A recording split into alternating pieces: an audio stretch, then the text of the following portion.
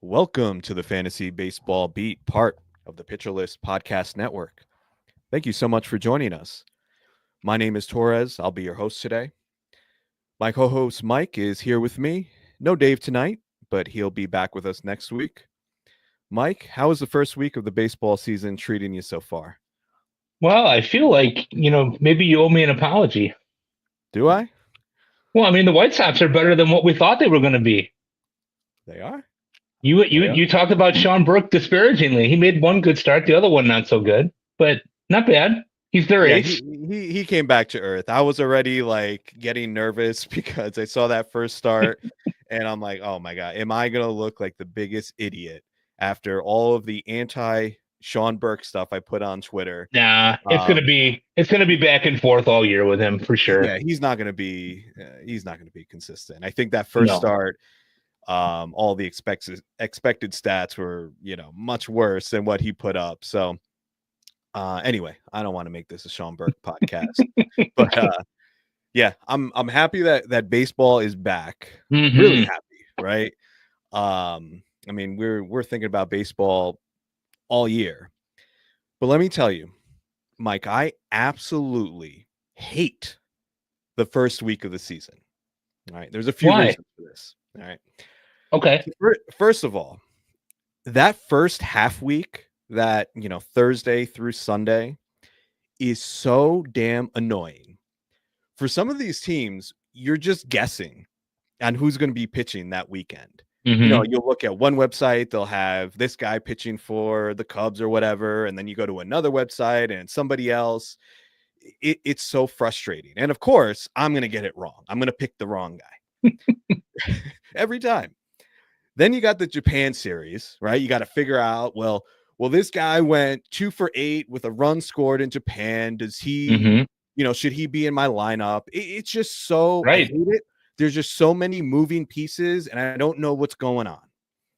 I also, in addition to that, I have this recurring nightmare that we're going to be like a week in and I'm going to look at all of my teams and see them all in last place and realize my teams are just totally screwed. Like I got everything wrong. Mm-hmm. Mm-hmm. I know it's not likely, but I just envision sometimes, like before the season starts, like all of my teams finishing in last place. This is how my brain works. All of my teams finishing in last place and me just wandering off into the wilderness, never to be heard from again. You might enjoy that though. That might make you. Well, happy. no, I mean, I'd always want to hear from you. I mean, okay. I might be okay. I was going to say I might be okay with fewer hot takes. Yeah, okay, all right, fair enough. But yeah, I don't find this week enjoyable, even though I'm happy baseball is back. It's a weird thing. I feel like I need to get settled into the season and kind of know what my, who's on my teams, like what I'm working with. Like I've got too many teams too. Like I don't know who's where. And it's just a very my head is spinning. So, yeah, I can relate to that a little bit because I had to do the whole thing I was like in existential crisis last week about Nico Horner. It's like, so he's not playing in Japan, but I have to have him active if I want to use him. And then I'm thinking to myself, why does anyone care about Nico Horner this much? Like nobody does, right? I mean, his family does. I get it. It's a perfect example. It's the example. same thing, right? Yeah. Yeah, for sure. So anyway, we're past that. We got a great guest tonight. Mm-hmm. We've got the one and only Ryan Bloomfield here with us tonight. The man, the creator of the Bloom boards, writer at Baseball HQ, associate editor of this beautiful, beautiful book right here that I carry with me pretty much all baseball season. It's very weird. There's a lot of weird things I do. This is one of them. He's also co-host of the Bubba and the Bloom podcast. Bubba and the Bloom also have their own Patreon, putting out great content there. On top of that, he probably could do voiceover work in place of Matthew McConaughey. So, Ryan, let's hear that voice. Thank you so much for joining us tonight. How are you? It was a good intro until the end there, Taurus. You were doing great, and then it was perfectly executed, and then and then the McConaughey reference hit. But, I mean, do people? That's fine. I assume people say yes. That oh yeah, right. Yeah. More so when I first kind of started out and was like a guest on a bunch of shows. I know I was on a bunch with like with the Welsh and Bogman, and they went crazy with it. It was pretty funny. But no, I do get that from time to time. Yeah. Okay, so you're probably tired of it. I get it. So next time you're on the show, we'll leave that part out. Oh no, I'm joking. Do you really walk around with the forecaster all the time? I like it. Not in public because it's, I might get questions, but that might be socially unacceptable and inappropriate. It might be socially unacceptable, though. At my age, I don't really care anymore. But the forecaster is like, by the end of the year, there's coffee stains all over it. The pages are crinkled. There's highlight. There's marker. I get my money's worth. Actually, I didn't even pay for it this year because I went to the first pitch. It was included as part of that. So I love it. If anybody's listening and doesn't get the baseball forecaster, usually comes out in the print comes out in January, right? The PDF day before Thanksgiving, and then the print usually is like mid-December, right around Christmas time.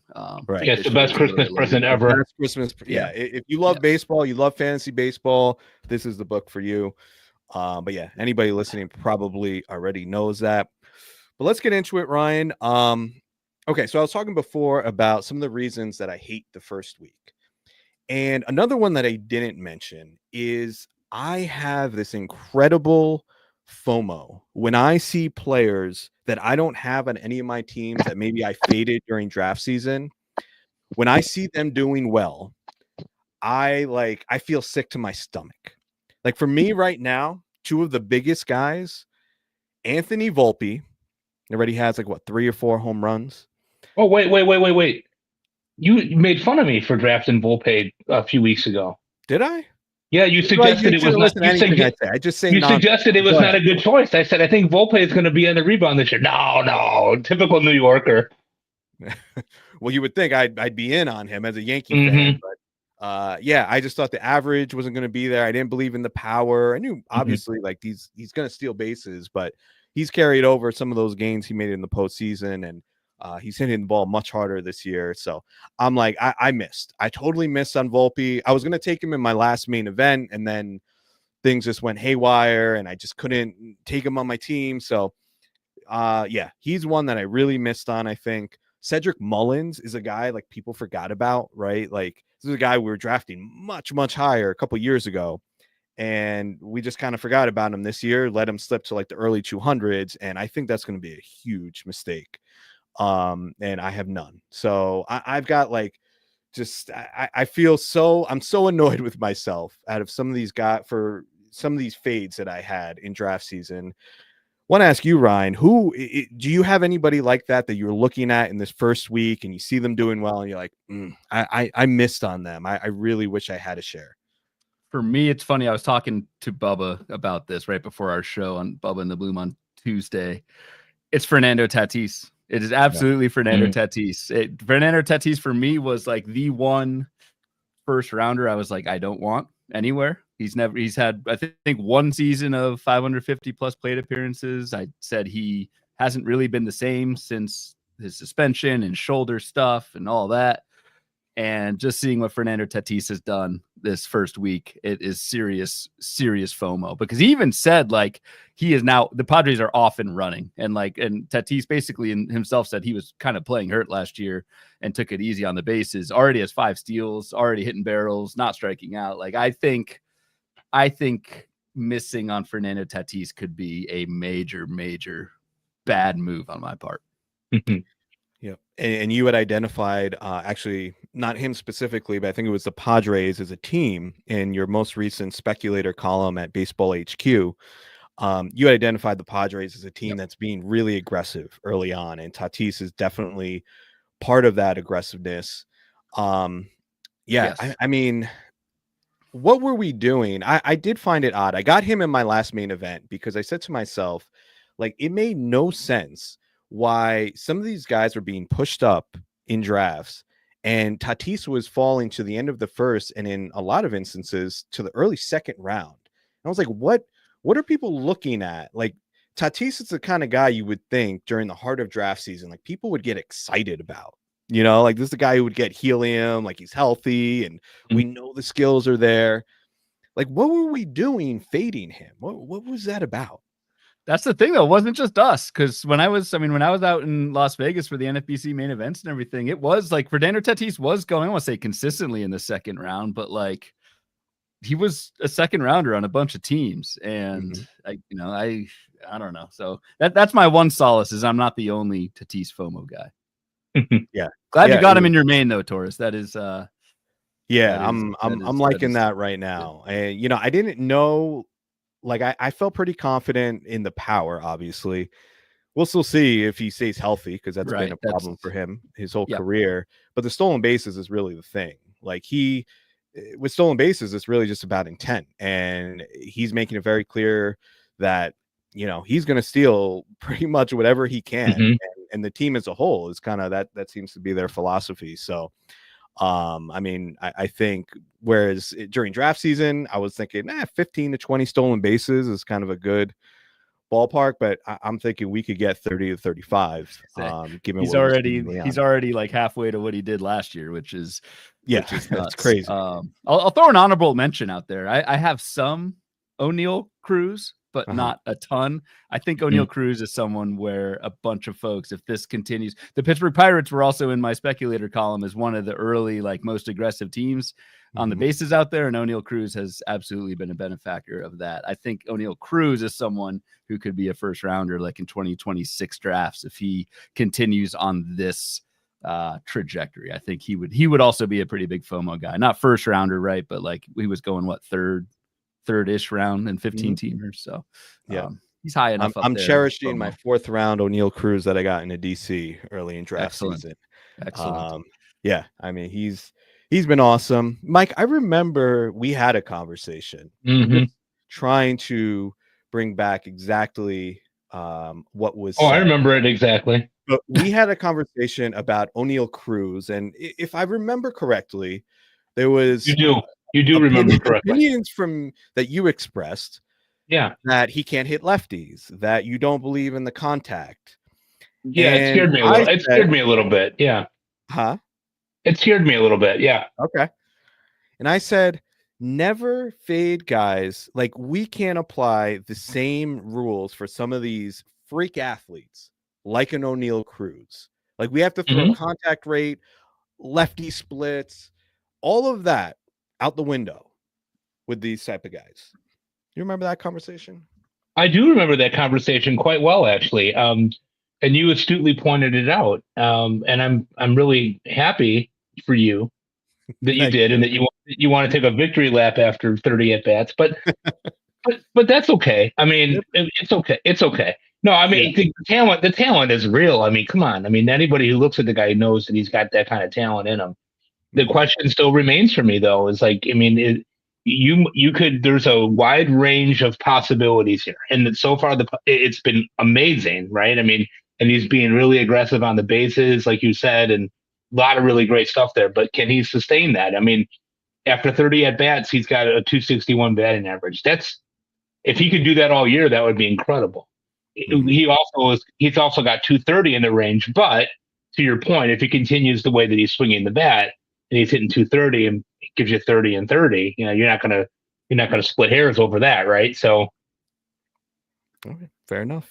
We'll see if this continues. I want to get back to what you were referencing in your speculator column, Ryan, about teams that are being aggressive on the base pass. And I'm wondering, I'm just trying to pull this up here. You had the Pirates, the Padres, the Nationals, the Red Sox, and the Royals, and this was published on April 2nd. These were the most aggressive teams as of that point. And I think there's some signal, even though it's very, very early, I do believe there is signal in something like that. Are there any players that stand out to you that maybe kind of might be under the radar? Like, if you need a boost in speed, that you think would be a good player for fantasy players to target?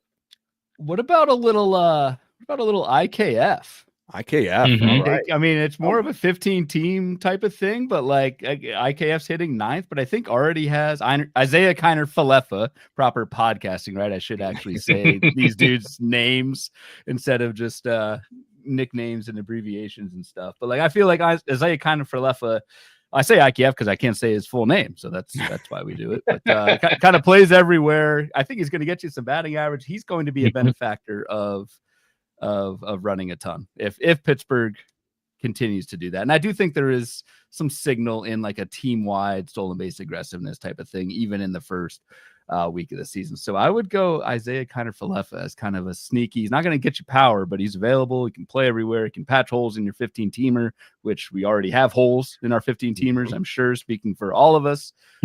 He's someone who could sneakily steal 20, 30 bases. Yep, absolutely. Tommy Pham, too, on that Pirates team already has 3 stolen bases, 27 plate appearances. So he's an aggressive guy.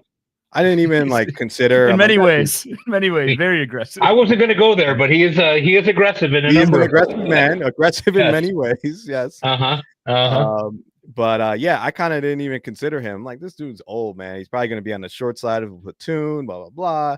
Yeah, I mean, I think he landed in the perfect spot. He's hitting at the top of the lineup, and being, he's stealing bases for you, which is all you can really ask for from a guy who probably didn't even, in a traditional league, probably didn't even need to draft. All right, let's get back to your speculator column, because I also found it interesting, the chart that you put in there about players that had shown an increase in their max exit velocity. And I think there's quite a bit of signal to this as well. Some notable ones here. Well, let me start with Bryce Terang, because this is a guy who I just kind of thought was a rabbit. Someone I think, okay, he's going to get you his 30 to 40 steals, but if he gives you 5 home runs, like, does that profile really play? We're seeing a almost 2-mile-per-hour increase in his max exit velo. And I know on your most recent Bloom board that you talked about on your latest podcast, he also is showing an increase in bat speed. So tell our listeners, what are your thoughts on Bryce Terang, and are you taking that information and changing the way that you see him moving forward? So, like, I mean, honestly, not yet. I mean, we do have to remember we're a week in. Again, this article is really just from the opening weekend. So, like, there's really truthfully almost nothing you can take away from like 4 games. But I do think it overreact here. Oh, I mean, the name of the column is literally opening weekend overreactions. But I mean, I do think it's interesting, at least, that Bryce Terang not only hit the hardest ball of his career in the first 4 games of the season. That's A. B, he's swinging harder. And C, you know who he hit the ball off of? He hit it off Tariq Skubal. Like, oh wow! Again, I don't, could be nothing, but like, yeah, I just think that's interesting. Bryce Terang is also, at least so far, holding the K rate down. This is somebody who, like, I guess I was not on at all. I thought he was a pure one-trick pony, rabbit, whatever fast animal you want to call him. But like, I think it is interesting that he hit the hardest ball of his career off of Tariq Skubal, and he did in the first 4 games, and he's swinging harder. Like, that could be 10, 15 home run type power for Bryce Terang. Now, the thing you want to worry about is he selling out for it, right? So that's something you got to, keep an eye on. Bryce Terang, I think most projection systems had like 240, 250 batting average, but if he kind of tries to sell out for the power, you might see a pretty low floor there. So it's always a little bit of a give and take, but right. Terang was definitely one of the ones for this max exit velo thing that at least stuck out to me, especially because it was off of Tariq Skubal. Yep. And it does that trade-off is showing early on. His contact rate has gone down 10 percentage points compared to last year. Again, we're not getting crazy over this small sample, but it is interesting. He's hitting the ball harder, swinging faster, but he's losing a little bit of that contact ability. One other thing to note, though, is he is being more aggressive in the zone. In-zone swing percentage has gone up from 62 to 71% this year. So maybe we're seeing a little different version of Terang, maybe a little bit more power, a little less safe of a floor in terms of batting average. The steals are going to be there. So it'll be interesting to see how it plays out. But if he gets you, let's say he gets you 12 to 15 home runs and he steals you 30 to 35 bases, even if he hits 240, that's still a really valuable profile. So agreed. And what I was worried about with Terang is hitting that 240, but with like 5 home runs, and then that is a problem because he's not really doing anything for you outside of stealing. So exactly, So yep. Corbin Carroll was also a big riser in terms of maximum exit velocity. Last year, his max exit velo was 111.5. This year, he's already hit a ball 115.7.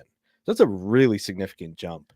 Do you look at something like that? That's 4 miles an hour difference. And he's really like 115.7 is borderline. Like we're entering like elite territory, right? You don't really look at Corbin Carroll and think he's a guy who's capable of that. But, so like, does that change? Like, do you think there's a 30 home run bat in there? Do you change your opinion on him at all? I don't really change it based on kind of the one swing, but like, Carroll hit 25 home runs back in 2023, 22 home runs last year, pretty much all in the second half. And if anything, the fact that Carroll hit the hardest ball of his career already this season. His previous high was 113.8, and this 115 is Stantonian almost. I think the raw power is there for him to hit 30, and it wouldn't be that far off what he's already done, which makes it even more, I guess, believable. Right. So potential like 30, I don't want to get ahead of myself, but potential 30-50 bat. Yeah. Those Corbin Carroll shares are looking pretty good right now. I'm going to spend 30 seconds on this guy because he's really not relevant for 99% of leagues. Who we got? Nick Maton also showed up on this leaderboard. Chicago White Sox leadoff hitter. Yeah, that's right. Carter's just nodding in complete enjoyment of this Nick Maton shout out. Yeah. Is this, Mike, is Nick Maton a thing? I mean, he did well in spring training. What do you mean is he a thing? Is he? What does that even mean? Is he a person? He's a human being. He's a human being. He's got 2 home runs for the White Sox, who are 2-4, baby. First place, Break by them the up. way. First place, 2-4 in the thriving American League Central. Imagine if they win that division. That would just be.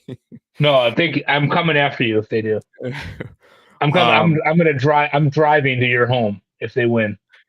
I don't know, man. Nick Maton, I seriously was considering him. Like I started to look at Fab for next week. I'm considering him for what? Like, what are you talking about? Considering for your teams? Are these the last place teams that you were talking about already? Like, what are we? Yeah, they're all. What are we doing here? Those teams are screwed. Yeah, that should tell you. I don't know, man. Maybe there's a little something there, like for his stream if he's got good. Yeah, I mean, he's got an opportunity right now, and mostly it's because I know that you guys are not big White Sox followers, nor should anybody really be at this point, but he's got an opportunity leading off right now, mostly because Mike Tauchman's been hurt. When Tauchman comes back, I think that opportunity might dry up a little bit. But the interesting thing about Maton is that he's been DHing. They don't have him in the field, and they really could use some help at second base and third base, as you know. Although Miguel Vargas is doing okay so far at third base. Quiet shout out to him. I think Maton is a guy that's filling some space. Although he did appear in Ryan's column. He's hitting the ball harder than he's ever hit it before. That being said, he's also 28 years old and he's a bit of a journeyman. He's never really had much of an opportunity, and I don't know that he's going to get a huge opportunity on this team. Quite honestly, they're really trying to see what they have with Lenyn Sosa, and Brooks Baldwin. Colson Montgomery has not gotten off to a good start in AAA. He was 1 for 20 with 15 strikeouts, actual Devers-like numbers there. And right now they have 3 outfielders that are part of their bench without really having a lot of flexibility in the roster. So I think this is going to be a pretty fluid situation for the White Sox much of the year in terms of who's playing and who isn't, and mixing and matching some guys around, especially as they start to make some trades. But I think the hope always is with a guy like Maton is, maybe he catches 8 or 10 home runs and you can trade him for something that somebody wants. I don't know what that would be. But the hope is there. They're also giving everyday at bats to Matt Thaiss behind home plate, which is not so great. All right. I love you, man, but we got to move. We can't spend that much time. We just lost some listeners there. Yeah, everybody White just Sox turned off. lineup rundown. Yeah. 45 seconds. It's going to be better, guys. It's going to be better. All right. We will not mention a White Sox player the rest of this show. All right. I will make sure to mention a White Sox player. Andrew Benintendi's been good. Hey, Andrew Benintendi's been good. Come on. All right, so we're going to talk about some beat writer articles, and the first one that we're going to take a look at, you mentioned Rafael Devers and his struggles, Mike, and this one was pertaining to Devers. It was about this was, I think, Monday's article that Paige Leckey at MLB.com wrote. Devers still seeking first hit, K's 3 times an opener was the title of the article. Since then, he has gotten his first hit, and the article was just basically saying that you had a quote from him about how he's remaining positive, just kind of a lot of player speak, and feeling that he was close. It looks like the past few days he's getting a little bit more comfortable, but I am wondering, is this somebody that we should be really concerned about? And I'm going to throw this to you, Ryan, like on a 1 to 10 scale, how concerned are you about Rafael Devers, and do you have him anywhere? I don't. But on a 1 to 10 scale, 10 being most concerned, I'd say like a 2 or 3. Okay. I'm really not worried about Rafael Devers. I think he's behind the whole spring training drama, that sort of thing. But I think and the other thing too is what can you really do about it? Like, obviously in a non-trading league, you're not doing you're just starting Rafael Devers. In a trading league, I just don't think you sell for 50 cents on the dollar. I just think the track record's too good. Yes, the shoulders, there's a chance that he just completely falls off because his shoulders are more injured than we think. But I just think, I don't know. I think we're overreacting if we're trying to sell Rafael Devers at this point.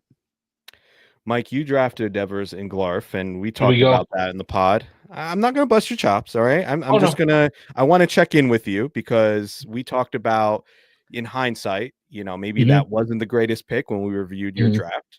Are you concerned? Like, I'll give you the same question on a 1 to 10 scale. How concerned are you about Devers? Maybe a 5. And the reason is because guys with track record don't really scare me all that much. And he's got a track record. I think he's going to come through it. I think he's actually got some sour grapes right now, too, besides the fact that maybe his shoulders are a little bit sore. His feelings are hurt. And we have to always remember that baseball players are human beings, first and foremost, and they have families and lives there, too. And signing Bregman hurt him. It hurt his feelings. And he thought he was the mainstay there. And they actually signed a way better third baseman than what he is. And now they're in a predicament. So I think he's going to be okay as long as he's healthy. And he's not said that he's not healthy. I mean, I think that's kind of a big point to be made here, is that his track record is really good. I thought he was where he fell in my drafts, that was a good spot to take him, although I did expect to have a few raised eyebrows, which is totally fair in that situation. Mm-hmm. Yeah, I feel like it's been just kind of a perfect storm. He got a late start in spring training. There's the adjustment to being a full-time DH. Possibly, we don't know. It's very difficult. We people think poo-poo it all the time, but it's really hard. I see it at the high school level. Guys that aren't playing in the game, that are the extra hitter, we call it extra hitter in high school, so they call it EH instead of DH. They struggle. They struggle to stay engaged. They struggle to figure out what to do in between those at-bats. Yeah, I think it's definitely something that's overlooked. And also there is probably sour. It's just like a lot of bad juju, around him. Of course. Spring. And, another factor too that I was thinking about, and this applies to the Braves as well. I mean, we'll talk about them and how putrid they've been to start out the season. These teams that start out on these road trips after being in spring training for a month, I mean, I think sometimes we can not excuse, but there might be a reason why some of these players are getting off to such a slow start. Like, think about the Red Sox, man. They're in Florida all spring training, for whatever, over a month. Then they had to go to Mexico, right? Then they went to 2 different cities after that.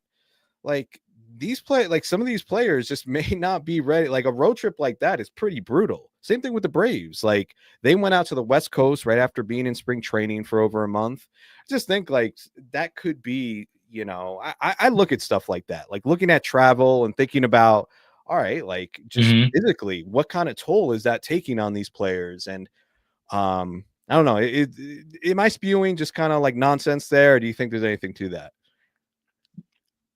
I think there's a lot to it, honestly. I mean, we're all family guys. We all have kids. We all have things that we have to do for our families and whatnot. And think about being a ball player where you're on the road for 10 days and you don't get to see them and you're not around them and you're not there to help with bedtime ritual and routine and all the different things that go into that. I mean, we are all creatures of habit, and those guys are not able to do that. It's really a difficult thing to wrap your mind around. Right. Mentally, like you're talking about, also, I think physically, it takes a toll on these guys. So I don't know. Maybe I'm just overthinking it, but I do think there's something to that. Going to move on to our next article.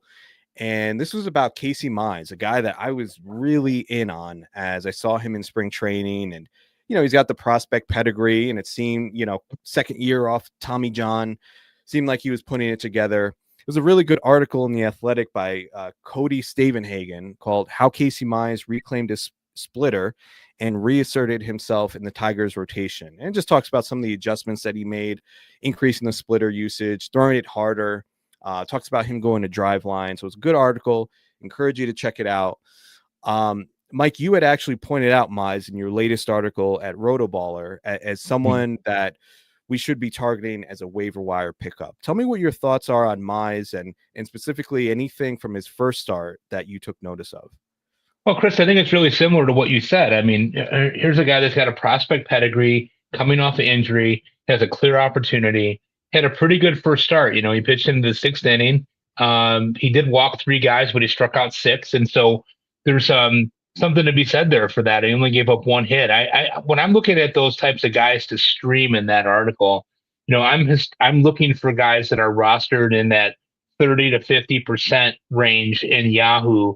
And I thought it was kind of criminal, the fact that he was, you know, not getting drafted in a lot of places, because I think he's got a pretty clear shot at making a good number of starts there. And as long as you keep your expectations realistic, I mean, is he going to be Scooble? No. Can he be a good 4th starter in Detroit? I think he absolutely can. And really, the onus is off of him. You know, this was a guy that if you go back 3 or 4 years ago, was supposed to be their savior, the guy that was riding in on the white horse that was going to come in and save, you know, Detroit's team. And he got hurt and it didn't work out. And he's been trying to find his way ever since. So give him an opportunity, give him some room to breathe. He's the number 4 starter there. I think that you might be onto something there. At the very least, I think he's a really good streaming option. I would like to see more strikeouts. I think most people would, but you know, 6 strikeouts as he pitched in the 6th inning. He looked pretty good that first start out. You don't want to read too much into that, obviously, but this is a player that could make 20 to 25 starts pretty easily and might be able to get you some value out of that. Right. He carried over, though, some of that swing and miss that we were already seeing in spring training, which is really the encouraging thing. In recent years, he really just hasn't had that, you know, had that swing and miss. Last year was a 9.7 swinging strike rate. This year, in that one start, it was 13.4%, and I believe it was right around there during spring training as well. So it seems like he's doing something different, right? And as that article attests to. So, and yeah, the prospect pedigree, he also went 102 innings last year. So I feel like you can depend on him for a pretty decent workload this season. And yeah, Detroit needs him. So, I mean, he's better than Kenta Maeda, right? Let me ask you, Ryan, next week. Now I'm faced with this dilemma in a online championship. Yeah, I know where you're going with this. Yep. He's got the Yankees at home Monday. And I believe it's at Minnesota. It's at Minnesota. At Minnesota for the at Minnesota for his second start. Yeah. So in a 15-teamer, I assume you're rolling him out, right? Or I am. Yeah, I think you kind of have to with 2 starts, and given the way Mize has looked, for all the reasons that you guys just said, yes, I think you are. I don't know about a 12 though. That's the Yankees just scared the heck. Yeah. Heck, this is a pitcherless podcast now. Heck out of me. Yes, I should have. So I don't. I don't know about in 12 teamers with Casey Mize, but it's funny as you guys were talking, I was going to bring that up because I think like a streamer label on Mize is probably a good one, and it's just a two-step you love to start, but Yankees, God, that's tough. Those Yankees with those torpedo bats, man. They're like Oh, that's boy. crazy. I've never seen in recent years like a story that's gotten as much traction nationally as those torpedo bats. Everybody's talking about it. It's on my local news, like my like in Oregon. Like I don't understand like why is it taking off so much? I don't know. Partially, I'm sure it's because it's the Yankees, right? Yes. But yeah, this has just been all the rage. I don't want to spend a whole lot of time on this, but I have to ask, like, guys, is there anything from a fantasy standpoint that's actionable? Like, I saw Jose Trevino is using torpedo bat, right? He was on the list. I don't even know where they're getting this information, but saw he was using the bat. Am I bidding $100 on Jose Trevino now? Like, what are we doing with this? It's tough because like, how do we know? I saw someone on Twitter a couple of days ago post like a list. It was almost like Bloomboard style of these are the users. These are the torpedo users. But how do we know that? How do we know, like, do they mess with it for a game and then not do another game? Right. It does. I mean, I will say, like, the science behind it does seem sound, and you do pick up some bat speed from it. But I don't know fantasy wise how we react to that. No, I'm not bidding $100 on Jose Trevino, but you're bidding $200 on Jose Trevino. There you go, baby. Because he's torpedoing. Yeah.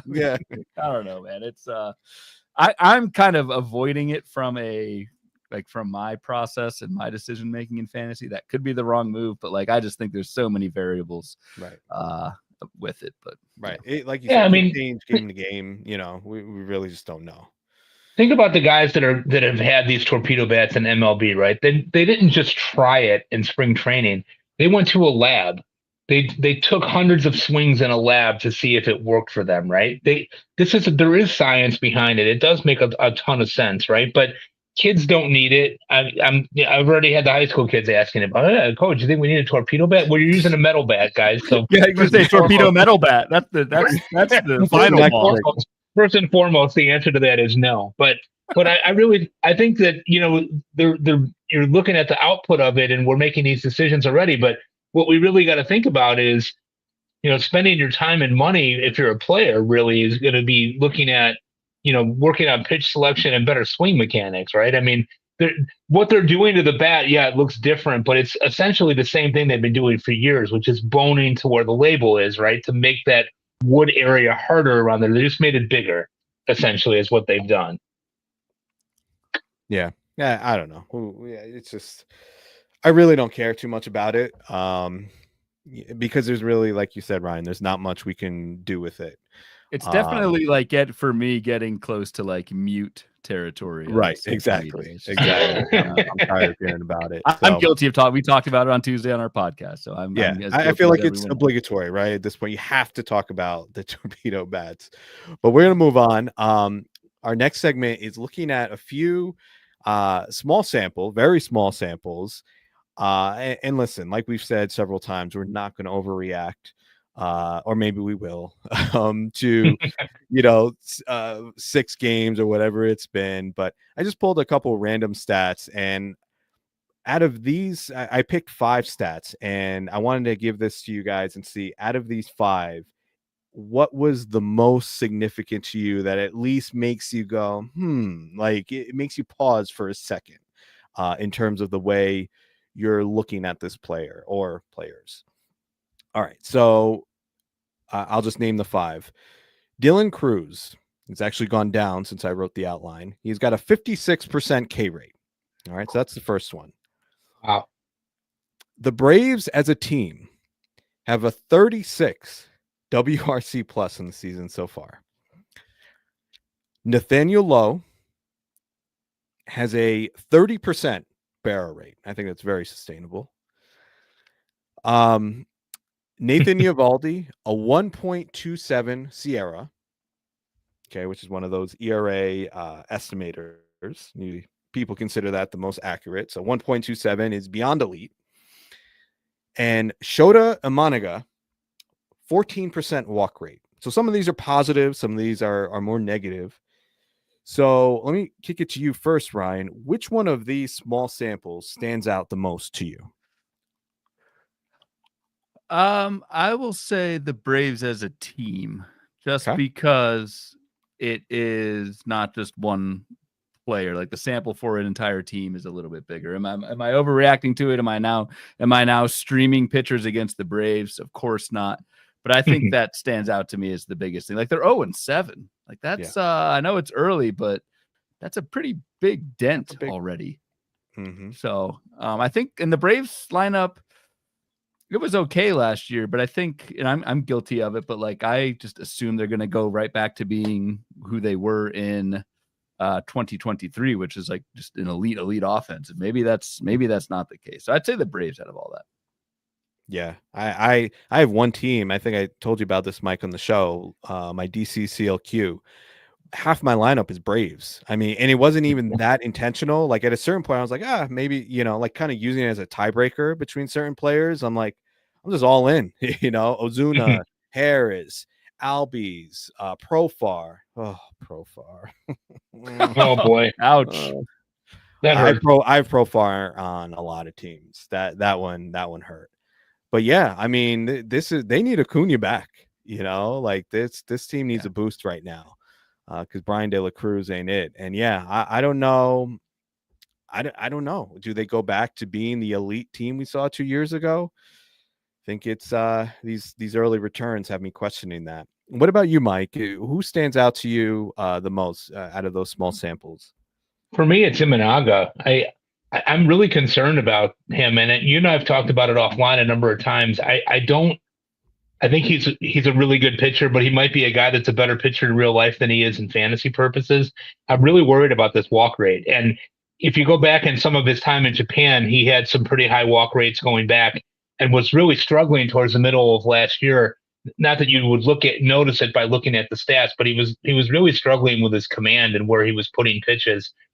And it concerns me when you look at where he's at right now. Granted, again, small sample size. We don't want to draw sweeping conclusions after 2 starts, but his walk rate was 14%, which was equivalent to his strikeout rate. So he's got a K- walk of 0 at this point, which for those of you listening at home is not good if you're paying any attention whatsoever. But last year's 4% walk rate is not sustainable. This is a pitcher that could absolutely have an ERA closer to 4 than 3, and somebody that's being drafted as an elite starter that I just am not seeing. Yep, and he was someone that was identified on our show with Thomas Nistico a couple weeks ago as someone that he was concerned about based on what he saw in spring training and some of the stuff metrics. Interestingly, though, I just pulled up his pitching bot metrics as well as the stuff plus numbers. Everything there under that hood looks really good. Actually, his stuff on both models is up, and his location and command is up. So I don't know, man. I don't know what to take away from these things. I look at that stuff, but I try not to go too crazy with that. But yeah, someone to watch, because if he's not maintaining that elite walk rate that he had last year, then I think he's going to be a disappointment relative to where you drafted him. Yeah. Quickly, what do you guys think about this guy, Jake Mangum? He's someone like, I mean, we're talking, someone who's really stood out this first week here. I think he's like 7 for his last 8, or I think he went hitless, or, it may be worse than that since yesterday. But what do you think about him? Is he someone that you think is a viable pickup in a 15-teamer? I think it's a trap. I think we'll look back at Jake Mangum. I keep on calling him Jake Magnum, but Jake Mangum at the end of the season to be like, why did I spend $70 in fab on it's a 29-year-old rookie, has never played in the majors until this season, 16 plate appearances. Like the playing time, I think, is there, at least for now, with Josh Lowe out. But like, I don't know, man. I just feel like I've seen a lot of Jake Mangum types over the years, and it usually does not end well. I think we have probably seen the best week of Jake Mangum. I feel so proud to be in main events. There were 11% of managers that started him this week. Okay. I was one of them, baby. That's right. What'd you pay for in Fab for him? $9. Okay, that's fine. That's fine. That's no doable. big That's deal. doable. Honestly, that's fine. I had Josh Lowe on that team. I needed playing time. But yeah, it probably, I can't imagine this run is gonna last anywhere close to what he's done. Should have gone for Nick Matan. I mean, drop him for Nick Matan. Nick, I'll just move on to my Go to the next, White Sox again. 29-year-old non-prospect who's never done anything. I told you I'd fit one more reference in. Yeah. Oh, God, Congratulations. You got it. But yeah, Mangum, I think the other thing too is that like if he stops hitting, they are playing Cameron Meisner. They also have Johnny DeLuca. So there's really 3 guys for 2 spots. It's a mess. Yeah, I'm not saying any of them are good options, but I think you'll probably go for more than is warranted this weekend here. So, but yeah, I got the Jake. That has been a nice run. That has felt good to have him on my team for that, but not counting on that continuing. All right, we are going to transition away from baseball talk. We got about 5 minutes left here. And as always, we have our mental health minute where we talk about things that we are doing or tips around mental, physical health. We really want people to walk away from the pod, not only with something fantasy baseball related, but something that hopefully you could apply to your personal life as well. And rather than us going around like we usually do, this week I wanted to do it a little different and just kind of throw out a topic and get your thoughts on it. This has been something that I am really trying to work on and with mixed success. And I wanted to put this out there because I think that a lot of people also struggle with this, and that's using. And I think, the start of baseball season, like a lot of us, we're really plugged into everything that's going on. We're checking box scores. We're on Twitter. We're, reading articles, whatever it is. And, everything's on your phone, right? And it's not just baseball stuff. Like there's just our brains have been programmed in a way by these phones, whether it's TikTok or whatever social media you use. It grabs your attention. And I noticed myself spending way too much time on the phone. So I wanted to get your thoughts. Like, how do you guys do with that? And like, do you have any tips or tricks or ways that you're able to set limits around your phone use? Because it's really not good for your mental health.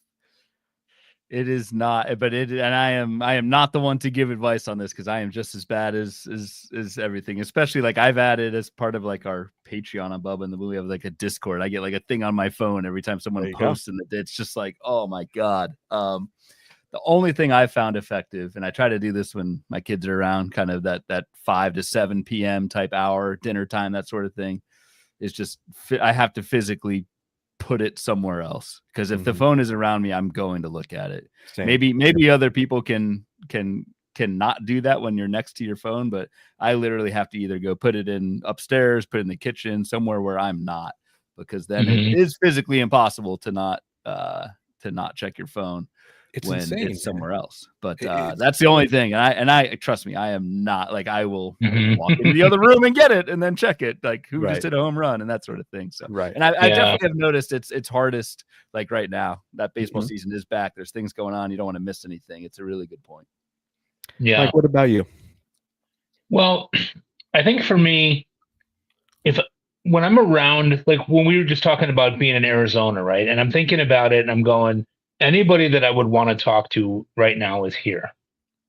So I don't need my phone. I'm not connected to it because I can just connect to those people directly right here, which is what I loved. I mean, Chris, it was the first time that you and I ever met. We were sharing a room, and Ryan and I go back a long way at Arizona, and have a tremendous amount of respect for Ryan, and the friendship that he's shown me being in the industry over the course of time is really incredible. And Ryan is a leader in that kind of stuff around our industry.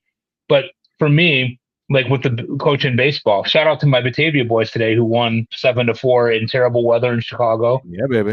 Boom. Shout out to Coach Kyle and the boys. Kellen, way to get the save. AJ, way to not going to run. Mason, sacrifice fly, baby. Small ball wins. Okay. The thing about it is for me is that if I'm around people that I know that I want to be around, then I don't really even think about using the phone. And I try to make sure that I know, like, if I'm going to spend time with my kids or Katie and I and the kids are together doing something, I really try to make sure that the phone is away and not part of that kind of stuff. It's a little easier for me because I'm older than you guys by a significant amount. So I remember a time when there wasn't cell phones and when there wasn't computer technology and stuff like what we have now.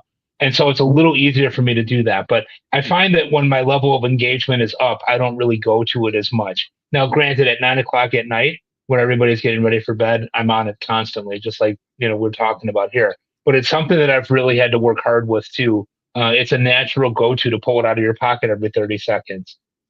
Yeah, it's like a pacifier, right? Like it really, like it's just like, you have a free moment, or maybe you're stressed, or what, like there's so many reasons why you're going to reach for your phone. And I'm like you, Ryan, like if it's physically in the same room as me, I may think all I want, like, oh, I can just leave it there. No, there is like a gravitational pull, and it's really effed up, man, the way, it's wired us.